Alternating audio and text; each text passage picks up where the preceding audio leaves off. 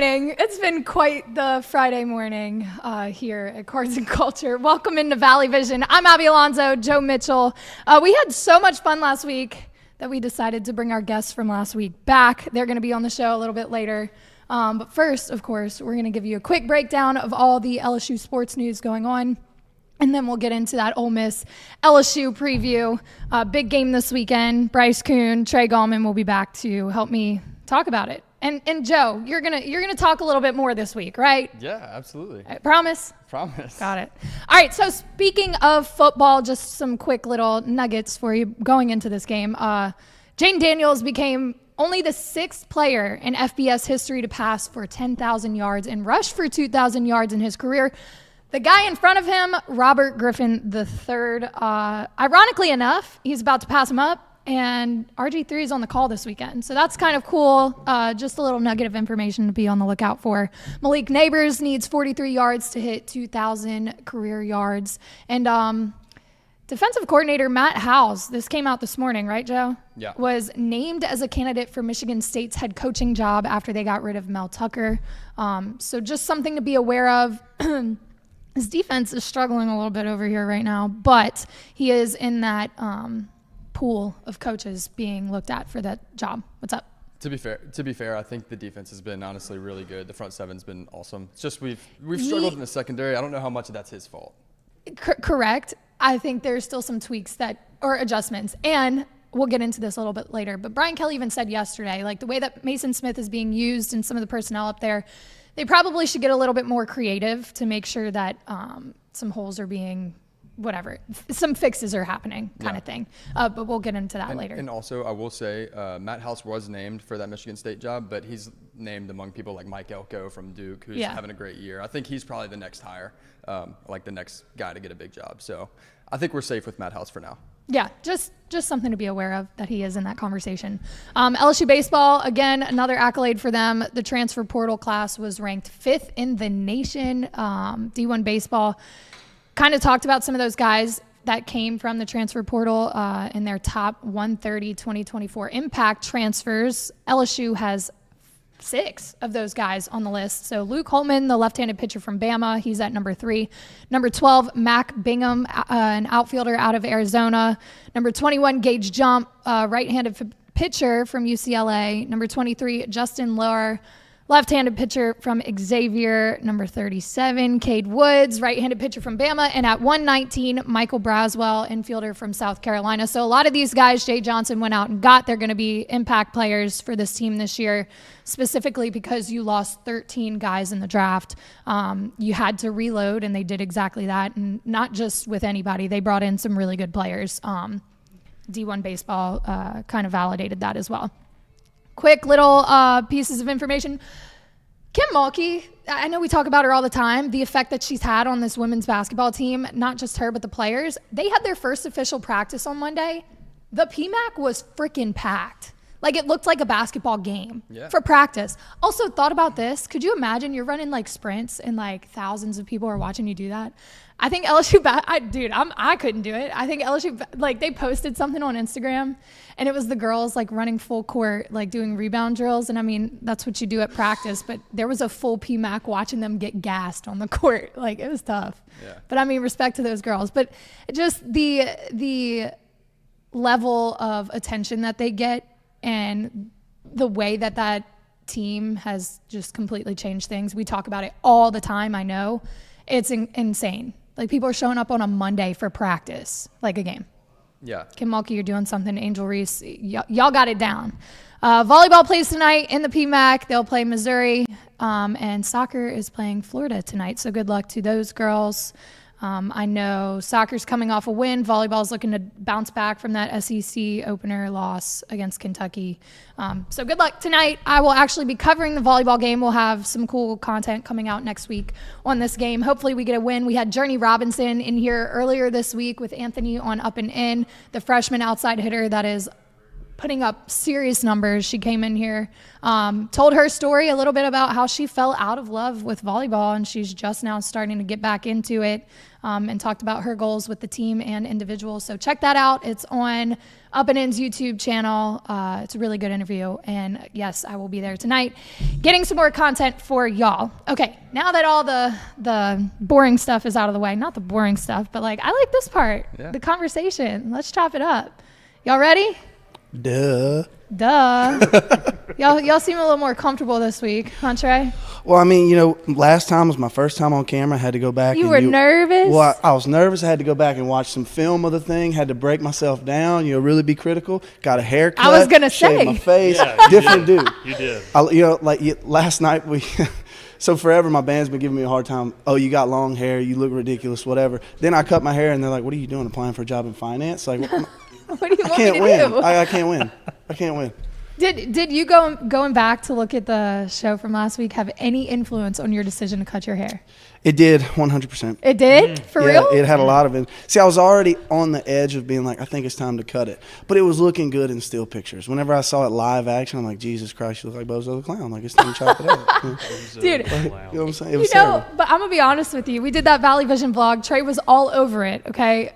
We did have fun. We had a good time. We did have fun. We had a great time. Shotgun to beer at Fred's, cut A up. neutral because they didn't have Bush Light. You're right. He's sponsored by Bush and Neutral. Yeah. They didn't have Bush, so we had to shotgun a Neutral. And I'll be honest with you, shotgunning them seltzers, Is a different beast. it doesn't feel great. It doesn't feel good. Shotgunning a seltzer is an absolute chore for anyone that hasn't done it. It is a chore. No. We did it, and we did it relatively quickly, We so I'm killed it. proud. Yeah, we killed it. We'll run it back.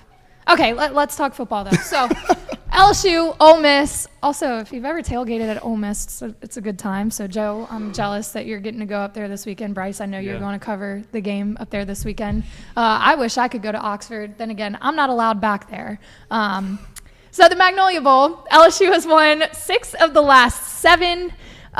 Both teams are ranked in the. Joe, that was funny, huh? It was. That seems like funny. that seems like a story for like Valley Vision After Dark. Oh, Yeah, I think really this is like going that on the vlog. idea. Yeah. Valley Vision Yeah. After Dark. After Dark. Valley yeah. Vision After Dark. Yeah, that's.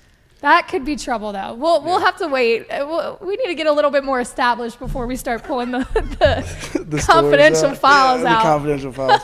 It's okay. I ate first time I went to Ole Miss as a fan was right after Katy Perry said that the LSU fans smelled like corn dogs. So as we were walking through the Grove, people had fishing poles and they were casting out frozen corn dogs. And they were like, as we were walking by, they're like, "Oh, we're gonna catch us a tiger." And you know, I'm not embarrassed to tell the story anymore, but 100%, I picked that corn dog up and I took a bite of that corn dog as that dude casted it. And the guy was like, "See, I got one. And I ate that corn dog. I ate all that corn dog. Are you kidding me? I did. No, I'm not kidding. That You did played happen. right into the narrative. I did, with but that I one. owned it. Yeah, I I owned love it. Was it at least worth it? Was the corn dog? No, it wasn't worth it. It was a frozen corn dog covered in mud. It was a terrible idea, but I did it. I'm telling you, the decisions you make in Oxford just Right. shouldn't follow you No. anywhere. Okay, back to the preview of the game. Both teams are ranked in the top 25. LSU is at 13, correct? AP? Yes. Yeah.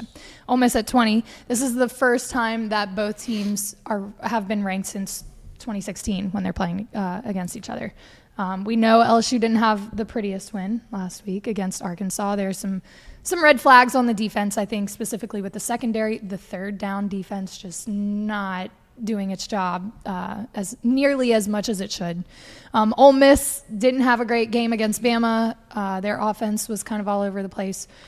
So this one, I think, is going to be an interesting matchup. You've got clearly the LSU offense has come out and shown what it's capable of doing. And last week, the defense just didn't help the offense in that case. Jayden Daniels had a slow start, but was able to kind of pick up slack for where the defense was lacking. Kind of got into a shootout with Arkansas. Do you think that could be a similar case this week with Ole Miss? I think so. I think that the atmosphere is going to be something that outside of Mississippi State was a noon kickoff, so they really didn't get it. I mean, it was loud, obviously, but it got quiet so early. Yeah. The Florida State atmosphere being there, I mean, I was convinced it was like 85-15 Noel fans. I mean, it was just packed out down there in Orlando. Yeah. I think this is going to be your first true road test, like in the sense of having to weather the crowd. So I'm interested to see, like, there's a lot of things that Jayden Daniels has grown from. The biggest thing, you mentioned it, like last year, when he would start off slow, it never really picked up. Right. So last year, that was something that you just saw in last week's game. I mean, they picked it up. They scored in the last 6 drives, which was phenomenal. That being said, I think there's a recipe for Ole Miss to be able to stop them.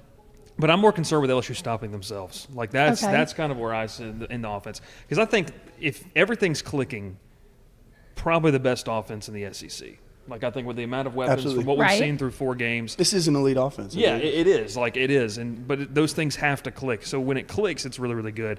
I do think they could start off slow. I just don't know if you can afford to start off slow for nearly one full half like they did. That would be what worries me in this game. True. I do agree with that. But what I want to see, like you said, another road test, yes. What probably my biggest takeaway that I liked to see that I loved watching in the Arkansas game was the fact that, yes, it was an ugly win. Yes, it's not what we expected. It's none of the above, right? But what we did see is a little bit of grit. Yeah. You know, we saw some maturity. We saw a football team find a way to win a game. And that was a conversation that I had with somebody earlier this week, is that just like we sat here last week and talked about, we want to see somebody be a dude. We want to see flat. We want to see some flash. We want to see what we're used to with LSU football. At the exact same time, when it boils right on down to it, that's not the coach that Brian Kelly is. So are we going to sit here and be particular of how we won the game, or are we going to take the win, right? So going into Ole Miss, find another way to win a football game. It's going to be a contest. Continue to grow on that maturity, and let's find a way to win another football game. Plain and simple. When you look at the last couple of teams that have won national titles, they've all had games where it was uncharacteristic. You know, and one thing that I learned between this game, someone said this, and I don't remember who it was in the press box, but it doesn't matter where you put this game against Arkansas, you're going to get Arkansas's best. Absolutely. Like that, and I think you mentioned that last week. So I chalk it up to more of like, this was Arkansas's game to get up for. They, emotionally, they spent a lot of effort in this game. I think it's going to come back to hurt them, this weekend when they play A&M, because I just think they're emotionally spent for the past couple of weeks.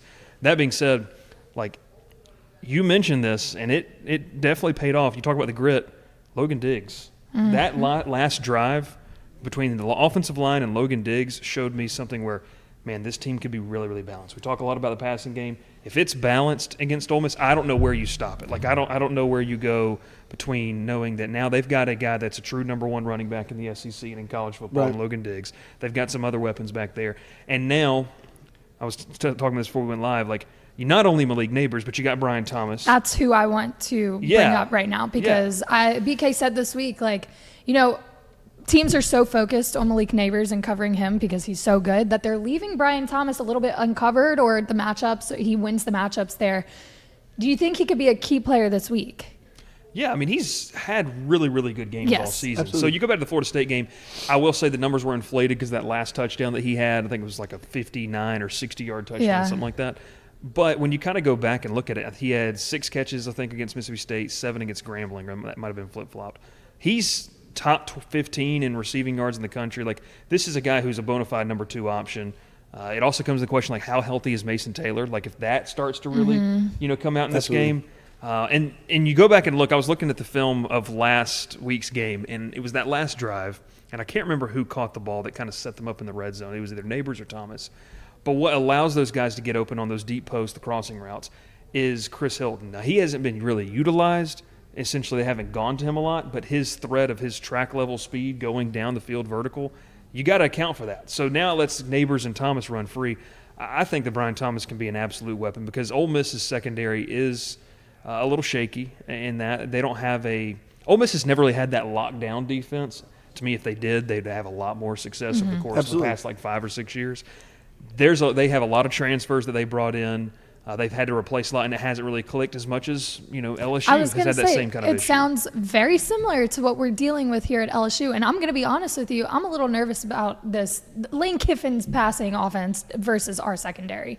And this week we talked about they went back to the basics, right? They kind of looked at the fundamentals of everything on the secondary, and they're working on open field tackling and pass coverage and that kind of stuff. But if they're having to go back to the basics and you're about to face the 15th best pass attack in the country. I think they have the 14th ranked passing attack, but top 15 nonetheless. I mean, that makes me a little nervous, and I feel like that's where Ole Miss is going to be able to capitalize. Yeah.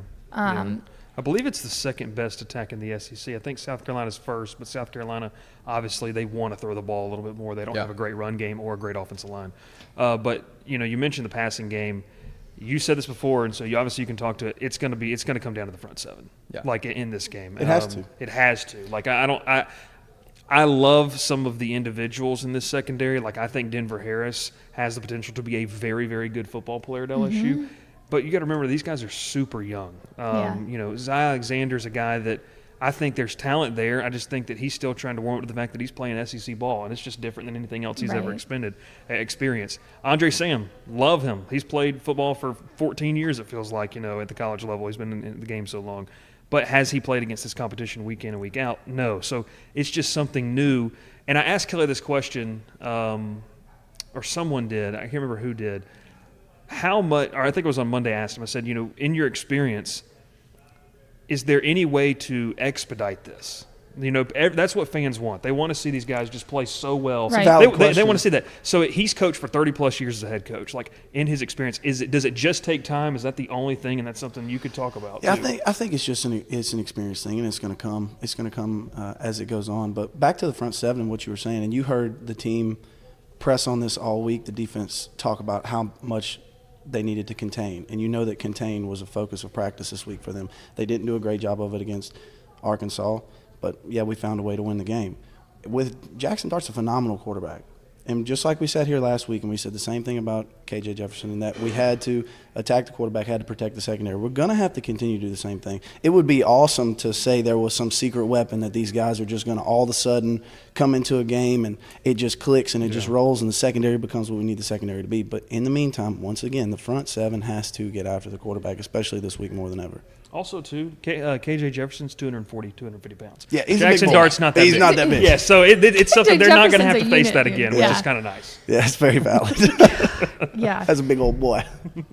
I think so what do you think is going to be the key to a win for LSU? Can I jump in here real quick? Yeah. So I told you at the beginning. Quit asking permission. I've looked at you like 4 times already. Jeez. All right, so here's the deal, right? You look back at the Ole Miss game last year. Ole Miss was a 1.5-point favorite. They jumped out to an early lead. LSU just found some grit, came back, really ran away with the game. After the game in the presser, they asked Lane Kiffin what the difference was. He said when 40 was on the field, talking about Harold Perkins, they had no answers. I think we can see that again from Harold Perkins. I'd love to see him used that way. But we added another him, essentially. And look, I don't think Whit Weeks is on the level of Harold Perkins yet, but putting him in that linebacker room and allowing them to both play free, I think is something that it's not a good matchup for Ole Miss. Now, granted, yes, they have a top 15 passing attack. Yes, we struggle in the secondary, but I think our ability to get to the quarterback and disrupt that is going to make them go back to that run game and rely on it. And I think that's the key for us. I was going to say, I think that is the key there. Yeah. Bryce, you look like you want to say something. I'll even kind of go further on that. I think, it's first off, the number 40 has to start to mean something for LSU. Like, I know they have like the 18 and the 7, but number 40, maybe that's a number for like freshman players, like freshman defensive guys. It's like a really, really good player. It started back with what? Duke was the first one? Yeah, Duke Riley. No, it was Debo. Debo was first, then Duke, then Devin, and now Harold. It's carried some weight over the 40 past absolutely decade. has to carry some weight. That being said, I'm going to go third down conversions. So Ole Miss, this is something that's really interesting. So I was looking at this week. I do like an inside the numbers piece, which is if you're like really like in the analytics, it's really kind of fun to get into this stuff. Ole Miss in their last 14 games, so a little over a year, when they convert 40% or more, they are 13-1. Like that's their number. So what are they this season? So that's one of those stats where you're kind of like, okay, you got to keep them there. Now I believe they're 37% on third down so far this season.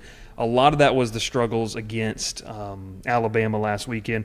Once again, we'll talk about this later in the season. Alabama's still got a great defense. Offensively, I don't know what's going on over there. Defense still like loaded.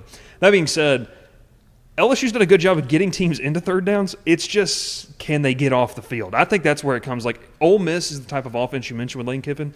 As they gain momentum, they get stronger. It's like that avalanche effect. So if they're staying on the field and they're just, really starting to get some drives, I think that's really going to kind of just take a toll on LSU's defense, because the front seven's really good.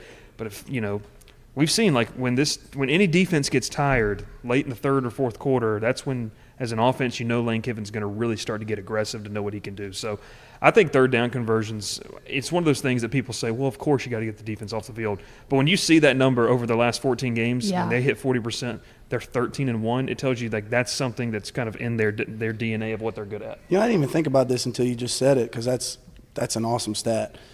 I would rather see us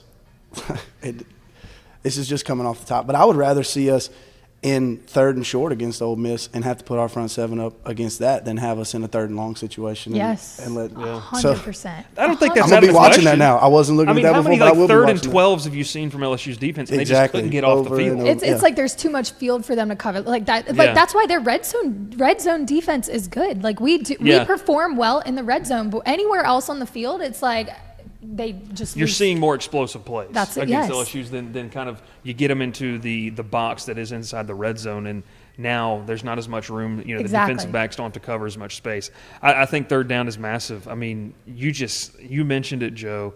You cannot let them get rolling. Like, I've been to one game there before, and it was a night game, and they played, I believe it was Auburn. This is a while back.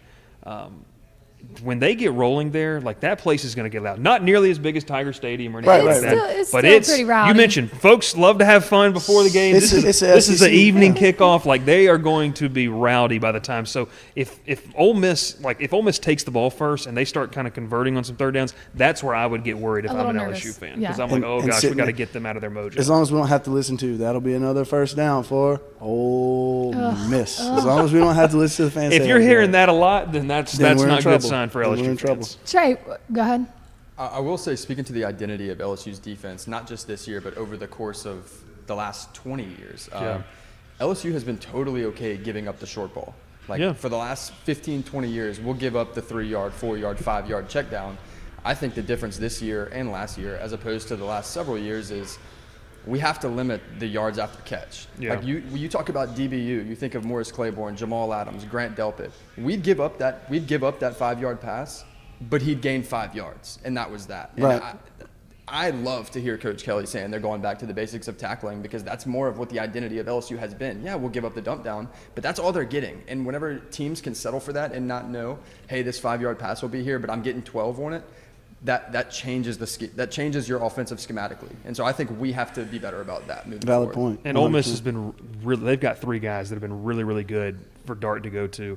I had the question posed to me about, like, do I think Dart can beat you with his arm? Yeah, I think that he's got every God-given talent that you need, and they've got 3 weapons. And like Trey Harris is a guy that hasn't really been healthy. He's going to be playing in this game. He's been really, really good. He's averaging nearly like a touchdown a reception. I think he's got like 7 receptions and 5 touchdowns. Right. Like, it's kind of ridiculous. So what they're able to do, yards after the catch wise, that's been something. You got to tackle well. Like, all of these things are very elementary, but it's like it's one of those things, like, you have to tackle well and you got to get off the field. If not, it could be a long day. I agree that I'm glad Brian Kelly brought that up in the presser yesterday of, like, I can't say it's anything too, like, strategic or anything crazy. It's the small things that we're not doing right, and focus on doing your job. Stop trying to do other people's jobs. Go back to the fundamentals of it. So I hope that's what is on the field this week, and I hope we limit the missed tackles and reading wrong coverages and all that kind of stuff. I know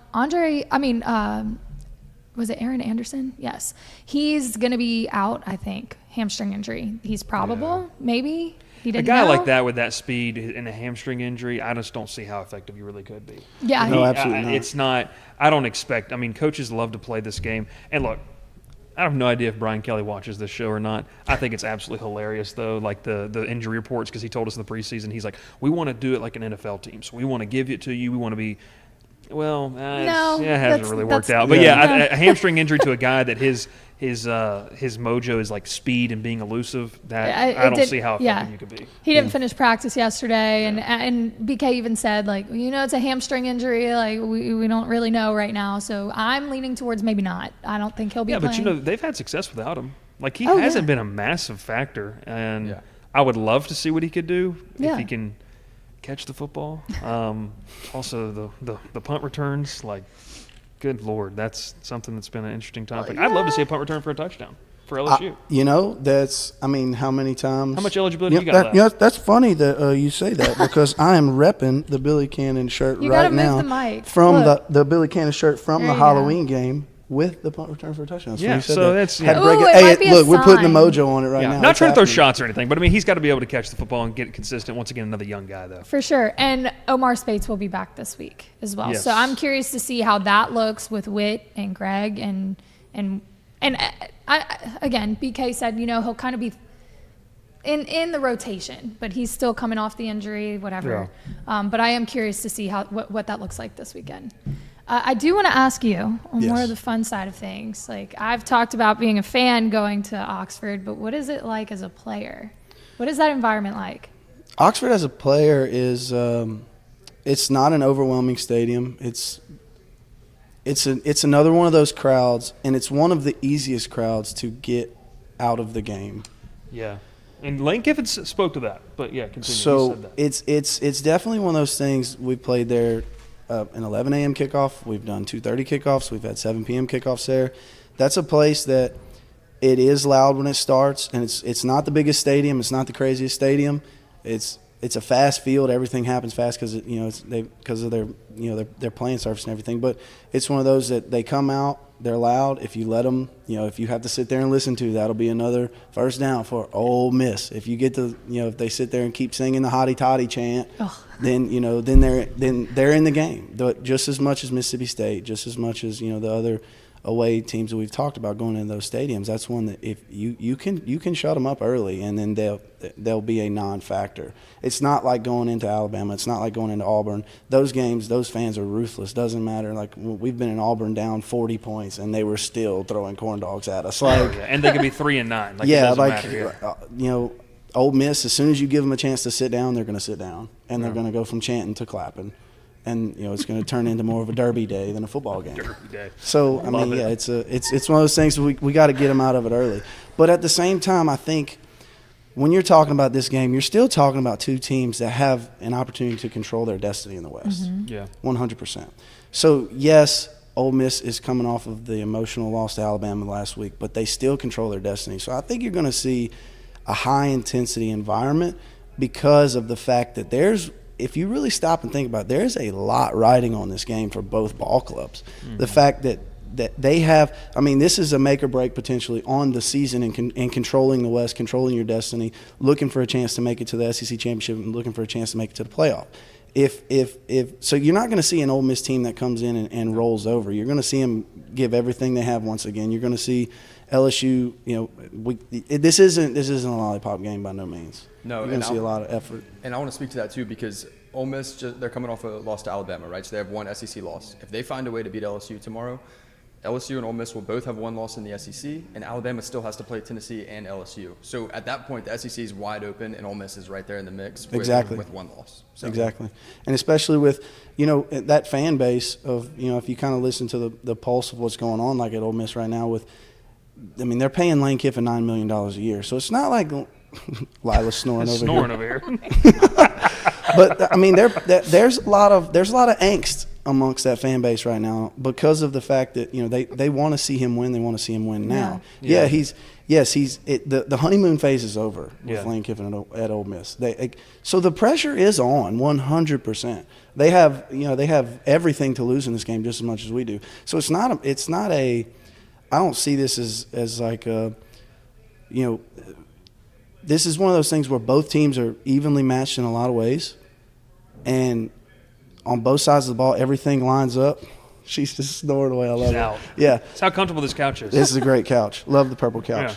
But point being is that you're going to see everything from both teams. And this isn't This isn't just an emotional thing because it's the Magnolia Bowl or it's a rivalry game or there's real stuff going on in this game. Like there's still playoff hopes for both teams that are very much alive. So I'm interested to see how Ole Miss responds in this one. Yeah, one thing too, I did a preview podcast with Ole Miss's 24/7 folks, and they said like there's a little frustration from the fan base of how last offseason was handled because there's a real feeling that Lane Kiffin was going to be the head coach at Auburn.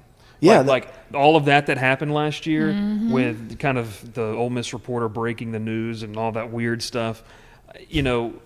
I think now even more they're like, okay, we didn't really feel like you were really loyal to us in the offseason. But now, yeah, exactly. So now you need to prove that. it. You need to show that. And then to compound that going into this season, Lane Kiffin is known for wanting to spread you out, pound the football, and throw over the top. Yep. He wants to take his shots. It's not a dink and dunk offense. He wants to take shots and he wants to run the football. And going into the season with the running backs that they have, that's what they thought that Ole Miss, they had all the pieces that they needed finally. Yeah. And you haven't seen an offense get their identity yet on that, for Ole Miss. So there's a lot of. I wouldn't be surprised to watch them pull out all the stops as far as instead of just trying to win a football game, you might see some trick plays. You might see some things you haven't seen. A ton of fourth down opportunities, too. He loves to go for it. I want to know what the over-under on how many times he goes for it on fourth down because that's something where he's really into the analytics of that. 100%. And I think this is really going to be for both sides. It's going to be pull out all the stops and just see where it falls. Yeah, and the whole situation with Lane Kiffin potentially going to Auburn and the news getting broken, that's something LSU fans can relate to. I know you weren't here at the time, Bryce, but I remember back in 2007, Kirk Herbstreit broke the news that Les Miles was going to be the next head coach at Michigan. And I remember forgot that? about that. You remember that? And he came in the post-game presser after Arkansas, said we have an SEC championship to go win. I will not be the coach at Michigan, and it set the LSU fan base like on fire. We didn't know what the heck was going on in the midst of a national championship run. Wow. Yeah. Wow. That was a good one. And then the second time was, what year was it whenever he was fired and hired and fired in the same week like 3 times? Yeah. Was that, 15, 16? That was 15 with Coach Miles. Yeah. He was fired before the A&M game. Then he was hired before.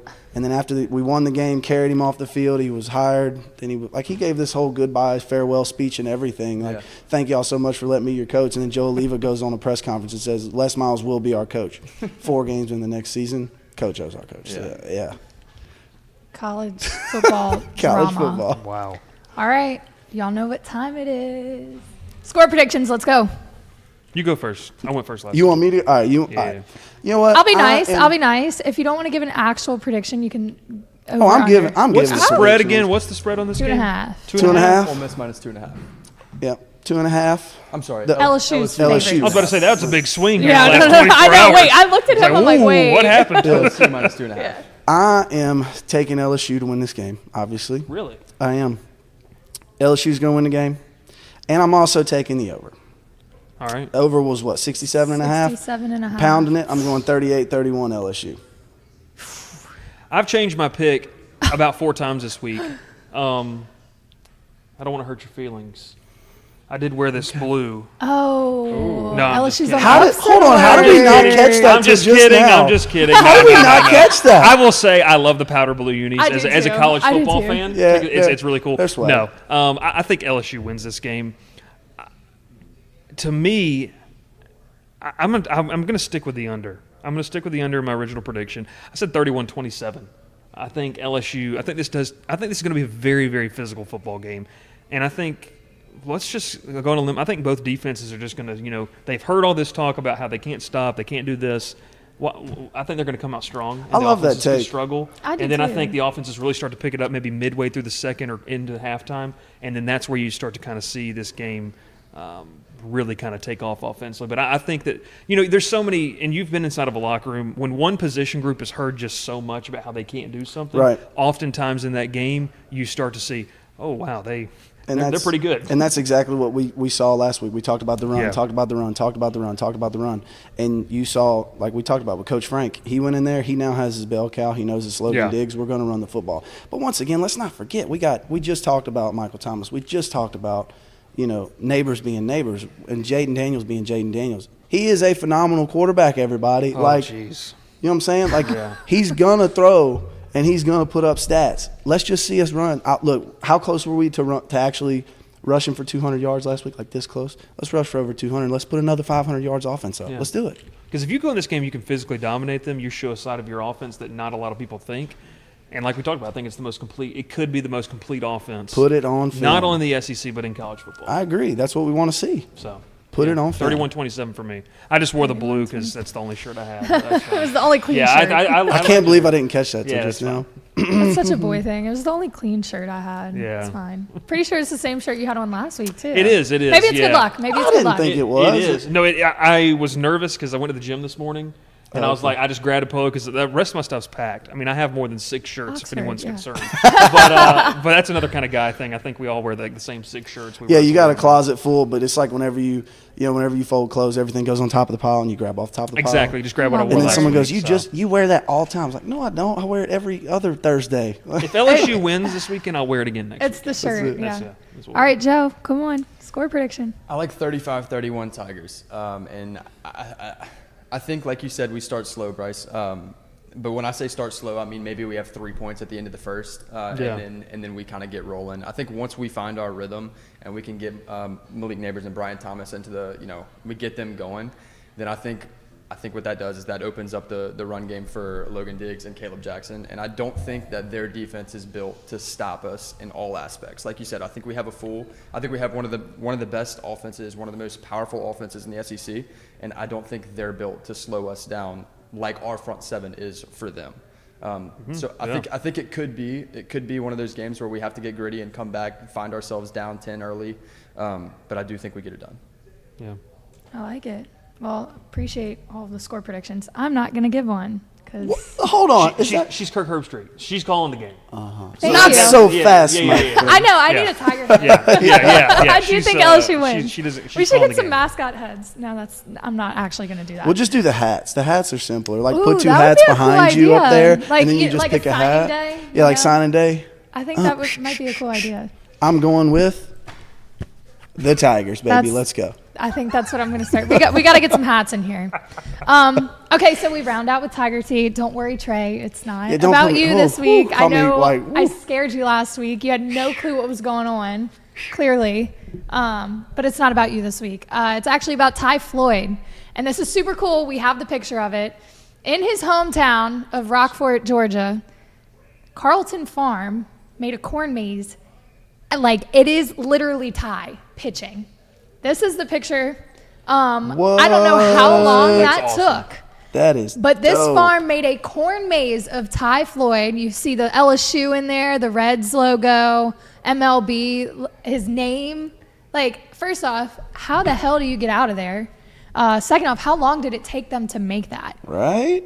It's sick. It's awesome. That's so cool. I can only imagine what Ty was thinking when he saw that. Somebody spent hours of their life just making a corn maze in the shape of me pitching. Somebody grew all that corn and wasted all that corn just for. Ty, be grateful. They wasted a lot of corn. I will say, I've got a good friend who's good friends with Ty's grandfather. They go get breakfast every single morning. And he said that the city of like Rockmart is like, he's like the golden child right now. I would imagine. so. It's so cool to like see be. like what he's been able to do. So something like that, I guarantee you, Ty's like, oh, that's awesome, but it's like really embarrassing because if you've ever talked with Ty, like he's really Sweetheart. he's just like, yeah, that's great, like that's cool, you know. But no, that's awesome. That's awesome. That is really cool. That was sick. All right. Well, again, appreciate y'all for coming back for the second week in a row. We had a great time. Love having y'all up there.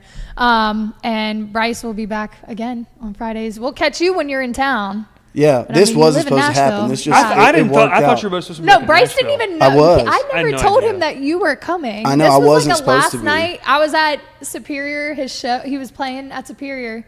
And it came up. I'm like, you want to come sit on the couch tomorrow? Yeah, we were supposed to be on the road, and then something got double booked and kind of got moved. So it was just like, we're here. Yeah.